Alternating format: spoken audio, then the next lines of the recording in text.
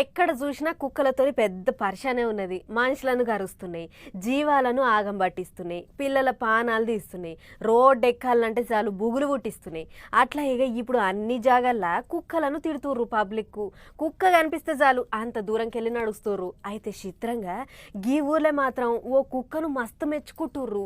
ఎంత మంచి కుక్కనో అని అంటుర్రు. మరి దాని కథ ఏందో చూడాలిగా. చలో ఆగ చూడర్రే, అటు ఇటు మనుషులు తిరుగుతున్నా ఎంత రంది లేకుండా వండుకున్నదో కుక్క.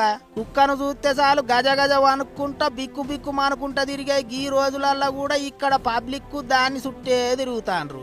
ఇది ప్రకాశం జిల్లా కొమరోలు పట్టణంలో ఉన్న పోస్ట్ ఆఫీసు.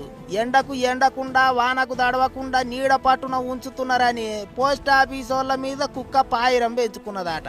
అందుకే ఇక అక్కడి నుంచి పోతలేదట. దినం పోస్ట్ ఆఫీసుకు కావలిగా వస్తున్నదట. మాపటీలి పోస్ట్ ఆఫీస్ దిక్కు ఎవరన్నా రావాలంటే రానియదట.